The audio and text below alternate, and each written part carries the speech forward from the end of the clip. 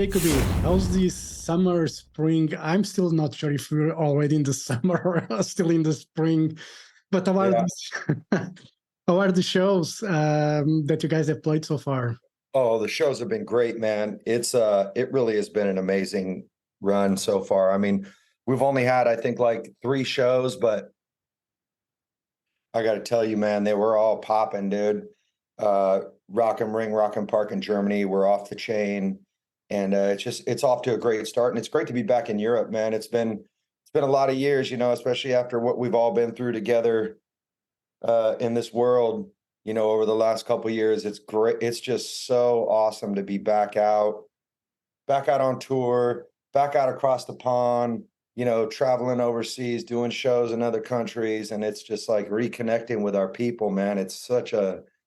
I'm grateful for it, man, honestly. Does it still feel normal to you? Because, for me, it's still kind of, I'm starting to travel now and going to shows and everything, but I have a certain, I don't feel 100% yet. How do you Uh, feel when it comes to all this? oh, it's normal for me, man. I've been touring in the States now for the last year consistently. And, we've done shows up in Canada and over in the UK as well. And so we've been going at it. It feels normal to me, but I get it, man. When I first was getting back to touring and traveling, I was like, how do we do this? It wasn't, I don't want to ever have to deal with that again, man. I'm just like, oh, If we think about it, being in lockdown, it's surreal. It's surreal that we've been through that for 2 years without, knowing anything of what was going on in a way, without what was being fed to us through the news. And we yeah. know, some people say one thing and other people say another thing. And, I'm not really into conspiracy theories or anything, but it felt so freaking weird now looking at those 2 years. It's like a fucking movie from Stephen King or something like that. Absolutely, man. Absolutely. It's my gut tells me that there wasn't a lot of honesty coming from our leaders. I'll tell you that.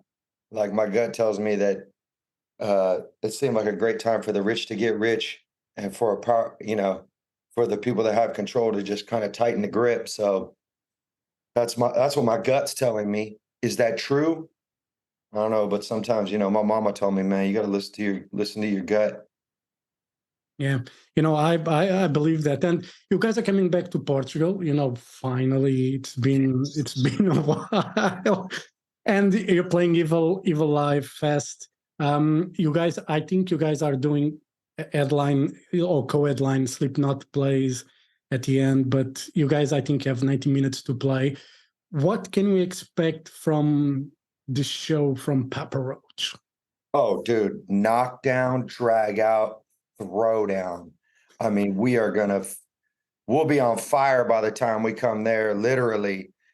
And it's gonna be a great night, especially, sharing the stage with Slipknot. They're one of those acts that always puts on a top-notch show, and whenever we're on stage, I mean, every time we step on the stage, we want to give the fans our best. You know what I mean? Yeah. But it's even more so when we got our brothers in Slipknot, closing the night. It's like we want to leave the crowd. We want to leave the crowd with something to be remembered. So it's gonna be a great night. Yeah. And you guys have been around. I think you formed, it's going to be 30 years this year. And Yeah, it's fucking crazy. What's, yeah, were you guys supposed, this is obviously a silly question, but were you guys supposed to last this long? absolutely, absolutely, 100%, man. It was the dream. Like that was the thing that everybody thought I was crazy for believing when I was a kid.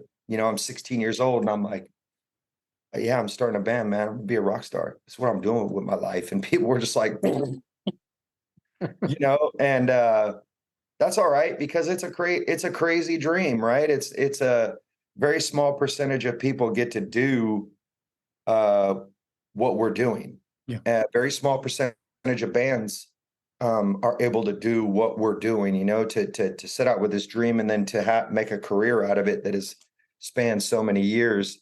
And yeah, man, we've had our highs, we've had our lows, and we've had the in-betweens, but I think any great story or any great band is going to experience that. And but when we released our first full-length album independently, the title for the album was called Old Friends from Young Years. And that was the goal, right? We said like, hey man, we want to do this for a lifetime. We want to leave a legacy. And so we titled the album Old Friends from Young Years. And now here we are, right? P. Roach, we're friends since we were kids. You know what I'm saying? Since before we were in this band. And, you know, since we were 13, 14, 15 years old. And, you know, now I'm 46. I'm still doing this. And so it's like, that was a goal. Yeah. It was supposed to happen like this. I mean, that's my ego talking. Yeah. You know what I mean? But I think there's a certain amount of delusions of grandeur that we must keep as artists to do this thing. And I think it's, you know, you have to have those, call it delusions, or, you know, believe in a way, because Yeah. if you don't believe in yourself, who the fuck is going to believe in you? You know, obviously your parents will say, you know, we love you, you're the best child ever. Yeah. But, you know, but that's just good for home. It's not good for the Yeah. outside world. Is that reality? You Yeah. know what I mean? And so I totally agree, man. You got to have a little bit of delusions of grandeur, dude. Were your parents always supportive of the career you wanted to follow? You know, I moved out when I was really young. I moved out like right when I turned 17 years old. And my parents thought I was crazy for that. They were like, if you move out, you're never going to be able to come home. You're on your own now. And I'm like, all right, peace. I'm on my own now, you know? And but my parents were supportive of it. My mom was supportive of creativity. They knew I wasn't really like a kid that was going to go to college or have that path, you know, it just wasn't there for me. And yeah, man. So I got to practice. We practiced in my parents' garage for a couple months, you know, until we drove them crazy. And you know, we practiced in our guitar player Jerry's garage until we drove his parents crazy. Then we practiced in our guitar player's garage until we drove, you know, through and through all the way. And but they were supportive. They thought it was crazy, but you know, good luck, son. We love you. Good luck. When did they realize, you know, when you got a career and there was like, they said like, okay, did they ever told you, okay, you're right to follow your dream and we're proud of you? Did they ever say that to you? I don't necessarily know if my parents said, you know, I can't remember if my parents ever said to me that like, hey, you were right with your dream. But when they saw the thing really started to take shape and we were, you know, releasing albums on our own and putting on these shows where there would be like, you know, as an independent band, we'd have like 500 people, you know, packing out the community center in our hometown. They were like, oh, wow, like this really is like, you guys really are doing this. This really is like a thing. And then I think once we got a record deal and released our album on a major label record with a major label record company, I think it really validated that in my parents' minds. Yeah. You know, I think that was a moment where they really were like, "Oh shit, this is real." Like my son's fixing to be a rock star. What? You know, I try to imagine what parents, when they have, you know, with their friends, when they say, well, how's your son? How is he doing? And your parents probably say, well, he's a rock star. He's traveling the world. Yeah, man. It's it is wild. I think about that myself. You know, I got kids now that are, you know, I got one that's 21. I have another son that's 18. And, you know, my 18-year-old, he wants to be a rapper, right? Yeah. And I'm like, oh man, dude, what did I do? Dude, my son wants to be a rapper. What's going on here? And but I think that you know, if he chases his dream and goes out there and gets it, like it might happen, you know, but it's like it's up to him. Yeah. I'm not gonna make it happen for him. You know, I think that's a mistake that people can make is to allow to buy their kids' success or do it for them. You know what I mean? And it's just that's not the path to greatness. You know, the path to greatness, I believe, is like, you got to go through the struggle, man. You got to go through the nobody's believing in you. You got to go through that, you know, that period where it's just like, you got to dig down deep and find out who you are really and see if you really got what it takes. And so we'll see, you know. I think it's exciting, though, to watch my kids become their own adults, their own humans, you know? Yeah. What was the 18-year-old that was with you in February of this year on stage? Oh, yeah, that's my boy, Yeah. Jagger. Yeah. How was that, you know, because with Slipknot, we have seen, you know, Corey's son, you know, now he has his own band. And, but I remember seeing him when Corey played like a solo tour in Lisbon. I saw his kid on side of the stage and then joining his dad and just going fucking mental. And everybody's just went mental. How was that experience for you to see your son there on stage, you know, giving it all with you? That is a moment that I never thought would happen in my mind. You know what I mean? Like, it just was one of those things that just surprised me so much. He was just like, Dad, can I come up there and rip with y'all? And I'm like, well, let me, you know, we're in the kitchen at the house, right? And I'm like, all right, show me what you got. Like, you got what it takes? And he threw it down and I was like, all right, I think we could do this, dude. And he plays drums as well. And he's like, every time I'll go home off tour and I'll go into the back garage and I'll see him playing drums, he's like, what do you think? Because he'll play a lot of Papa Roach. He's like, you think I'm ready? And I'm like, I mean, you know, vocally wise, I think you could come up and rip it, but drum wise, you still got a little bit more work to do, Bubba. Like, you're almost there, you know. And but one day, dude, he'll come rip a track on drums with us, I think. Yeah, well, that's cool. And, you know, Ego Trip is the last record that you guys put out, written during the pandemic. How was that, all that, you know, we talked earlier about the craziness of the times, but how was to go into a writing mode when, you know, there was lockdowns and all that shit going on? It was, honestly, it was great. It was probably one of my favorite album creating experiences. You know, just because it was like there was so much chaos and so much uncertainty in the world, but the thing that gave me like ease and comfort was my family, time with my family, and time with my boys in the band and creating. And when we locked ourselves away in this big old house in Temecula, California, and started writing this record, it was like a floodgate just opened of creativity. And there was no pressure on the band. The only pressure we had was internally. Like, we wanted to create and we wanted to make great art and great music and progress the sound of the band. And I think that the lack of external pressure is really good for creating music.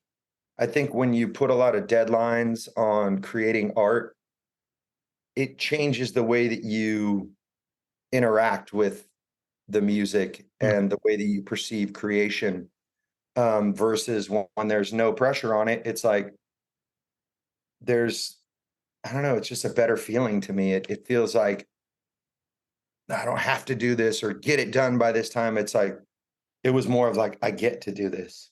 And that was a great experience for us.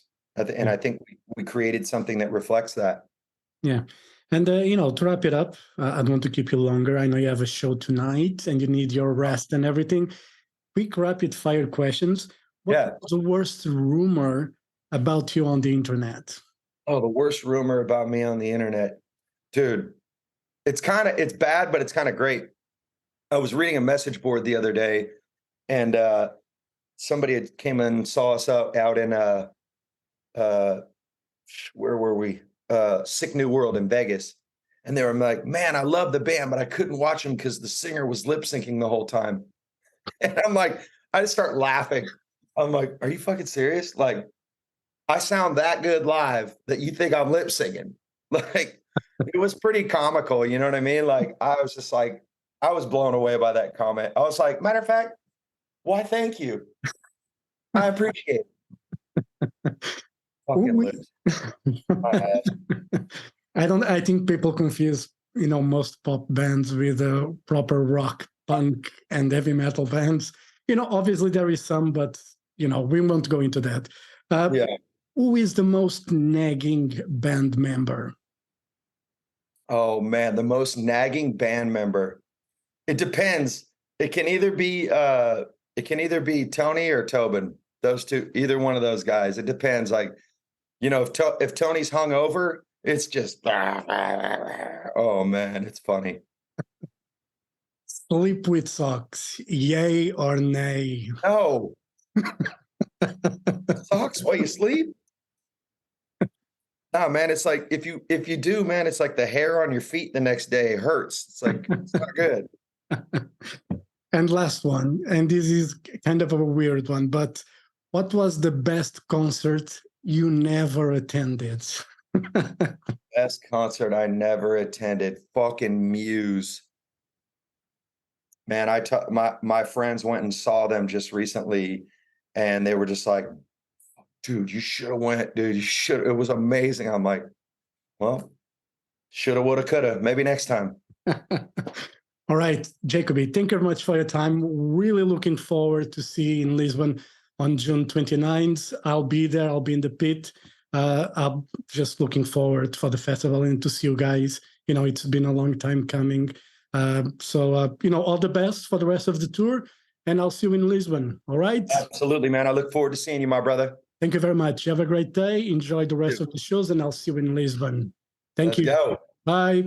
Thank you. Bye-bye.